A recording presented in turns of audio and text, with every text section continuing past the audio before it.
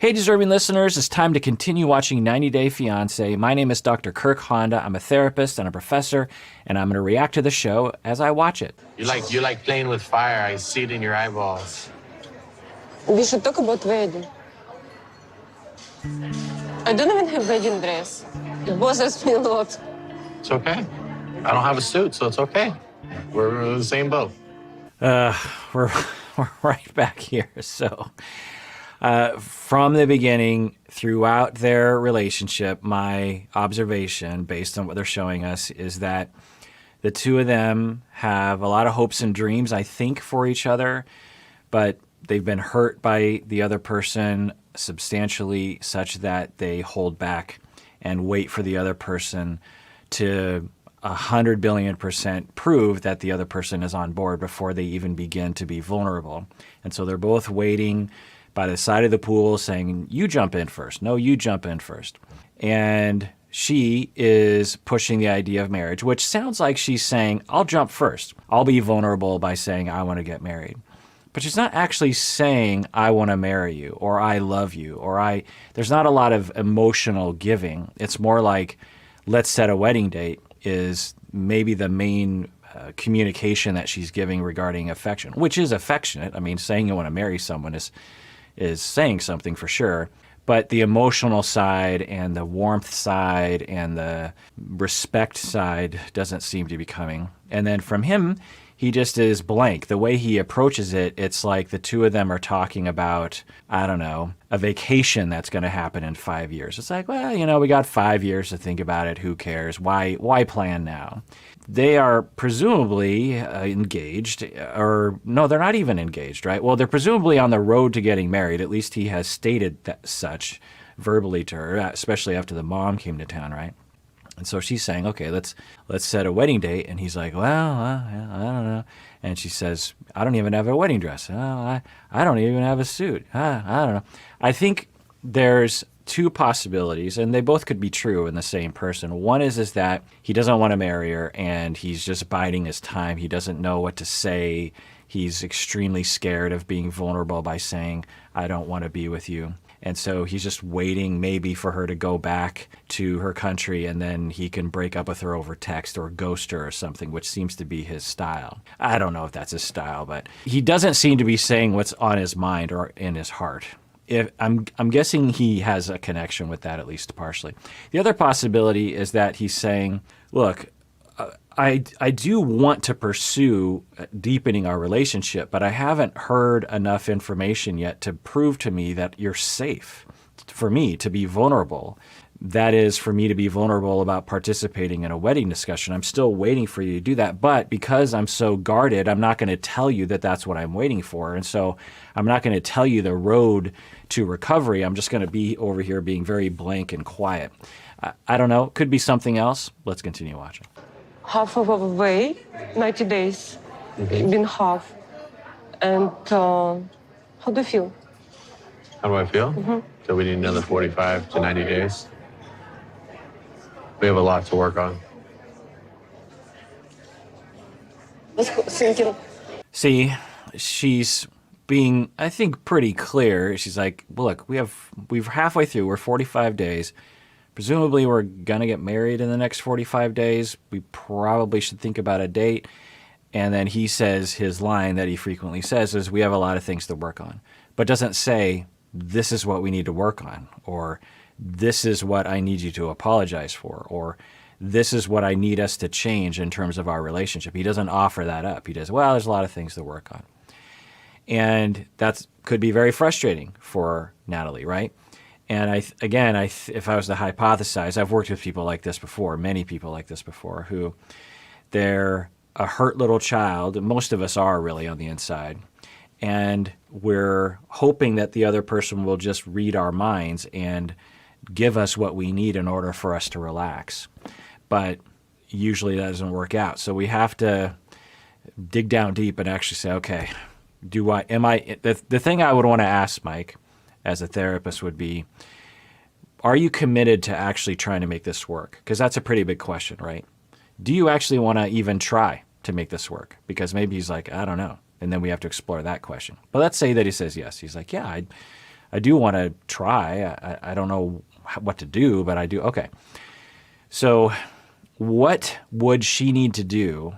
Or then I would ask him another question. I would say, how safe do you feel with her? How much trust do you have with her? If, on a scale from 1 to 100, how much, let's say you need 95 trust in order to marry her. What trust do you have? He said, well, I'm like 40. Okay. What would give you an increase from 40 to 50 in trust? Sometimes I break down in numbers like that, particularly for people like him who might be able to think more numerically. Like, how do we get from 40 to 50 in terms of trust? Well, I don't know. I guess. And usually when people go inward like that, they'll be able to figure something out. In fact, why don't you all just think about it yourself? Think about how much you trust your partner or your friend or your family member on a scale from 1 to 100, with 100 meaning 100% trust. You trust them with anything. You could say anything to them. It'd be hard to believe anyone trusts anyone that much, really, because we're all afraid and we've all been hurt. But anyway, so think about that. And then think about where you're at, and then think about what would increase that. What would increase your trust percentage by 10% with that person? So let's say it's your spouse, and you're thinking, some of you actually watch as couples. Some of you are actually hiring for me for cameos, and you actually say, we watch together, or you email me, and I don't know. Anyway, so you could think about it in terms of your own spouse. You could just be like, I trust you about 80%. I trust you about 85%. And then what would increase that? And think about and go inward and think, what would I need to have happen in order for me to trust that person more? And usually there's an answer right away. Usually people will say, well, I need them to, for him, he might say, I need her to really apologize for throwing that ring back at me and really reassure me that she's not going to do that again if I give her the ring again. I'm going to need her to stop badgering me about what I do and respect me more. And maybe there's something else there. I don't know. And then we're like, okay, so that's what you want. Makes sense that's what's going to help you to go down the road of strengthening this relationship and maybe moving towards marriage. How are we going to get there? Well, I don't know. Well, what have you done so far? Well, I haven't done much. I mean, I kind of told her how I felt, but not really. Okay, well, you're going to have to lay it out for her. In fact, it'd be great if she was here. And this is the beauty of couples therapy, because I would actually be talking to the two of them, and I'd be talking with him, with her sitting right next to him on the couch, and she'd be listening to this whole thing. And then I'd say, I want you to turn to her and say, this is what I would like from you. I would like this and this, and then I would trust you more, and then I would be able to move down the road towards marriage. But the two of them are so guarded that it just stays in this stuck place. I would like to buy first both a session for us to visit a psychology, family advisor. I don't want to, no. Why? I'm not interested. Oh, we were so close. We were so close. We were so close. 2 thumbs up to Natalie and 2 thumbs down for Mike. Why, Mike? Now, maybe Mike is like, nah, both feet are out the door. I decided a long time ago, maybe a week after you arrived, I was done with the relationship. Why would we go to couples counseling if I don't even want to be with you? In fact, I've already started flirting with an ex-girlfriend of mine or whatever. So maybe that's what's going on. There's another possibility that he is afraid, or let's see if he has an answer for this here. Why? And what do you think needs to be talked about? Whatever you feel like it. I know, but I'm asking you, what do you feel like that we need to talk to go to I psychology? just feel like since we come from different mentalities and we have some problems, it can be fixed easily. Okay, so that's an interesting question that he has, and I don't really understand why he's asking, what do you think we need to talk about? The fact that your relationship is completely stuck in the mud? Again, there's a pretty good possibility, of course I have no idea, that he is just stalling for time because he actually doesn't want to be with her, and he's just asking questions to evade. But if he actually wants to be with her, then it wouldn't be surprising for someone, particularly men, to be afraid of going to therapy. It's a thing. We socialize men to not want to ask for help. We socialize men in a lot of ways that actually harm them. This is what we call toxic masculinity, where men are taught that they shouldn't have feelings, that they're weak if they have feelings, that if they talk about their feelings, they're a girl, and if they're a girl, that's one of the worst things you can possibly be as a man. Why? Who cares? That you can't ask for help, and that you always need to be the one giving help.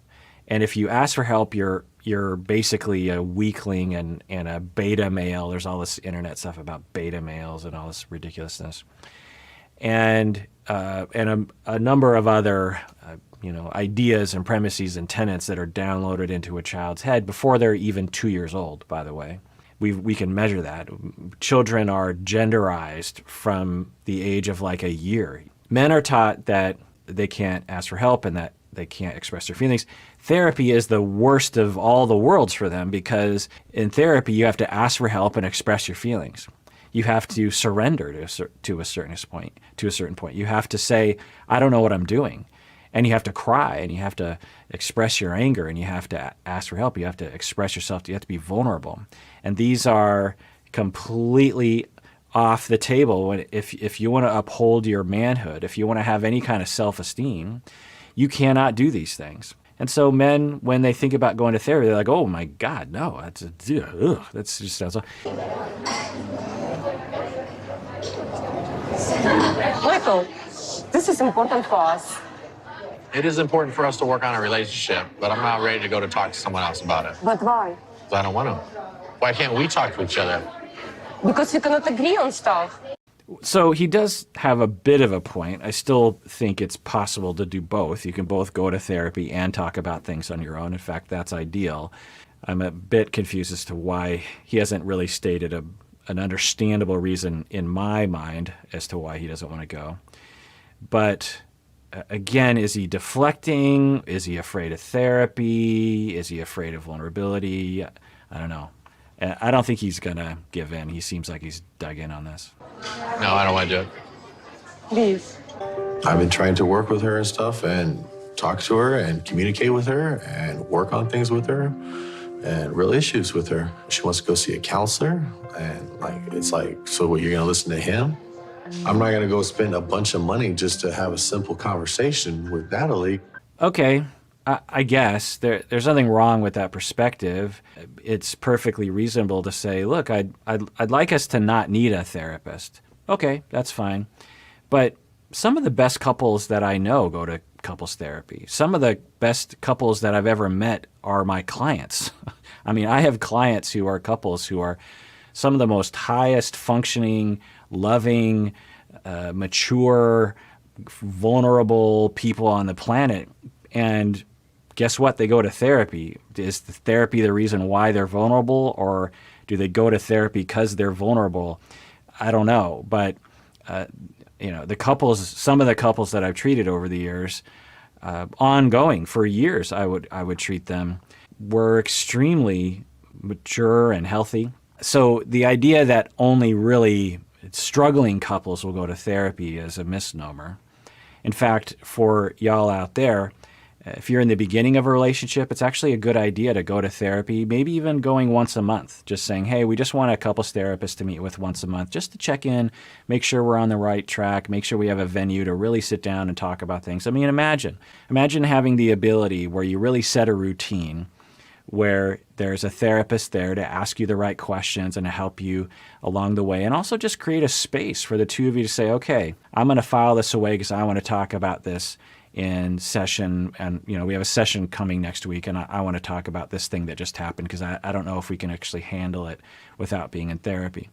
It's a wonderful opportunity and a wonderful mechanism to deepen one's relationship, to resolve conflicts, to bring up things that are hard to bring up sometimes. So anyway, he's saying, why can't we talk with ourselves? Okay.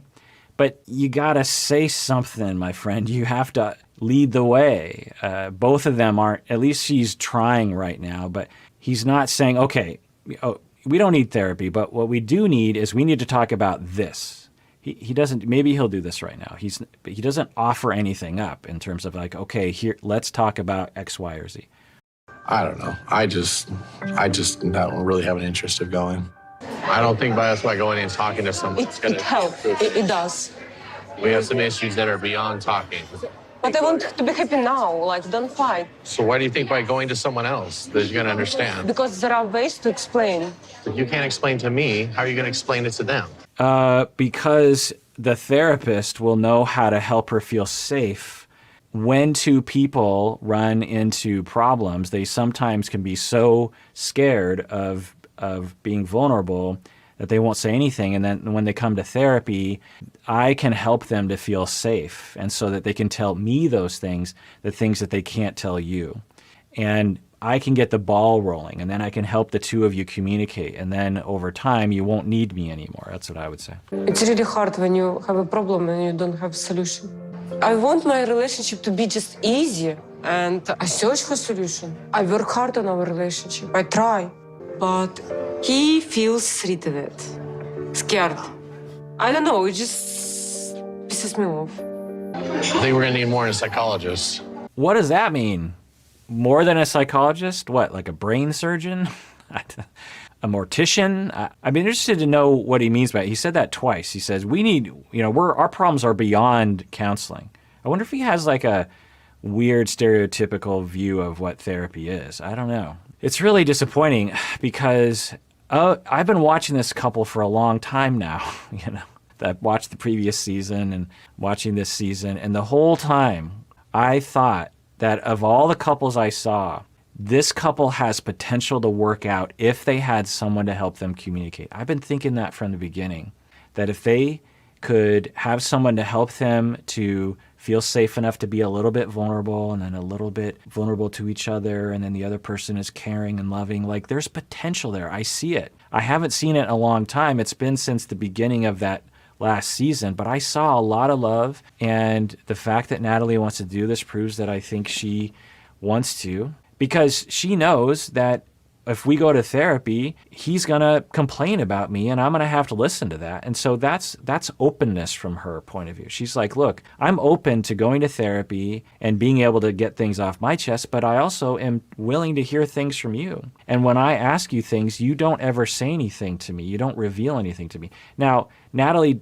doesn't do a fantastic job of eliciting that information from him, but that's not unusual. It's not a lot of people know how to do that. So we were so close, people. We were so close. We were so close. And this might be like that last ditch effort, and then it's all downhill from here. All right, well, that does it for that episode of Psychology in Seattle. Everyone out there, please take care of yourself because you deserve it. You really, really do.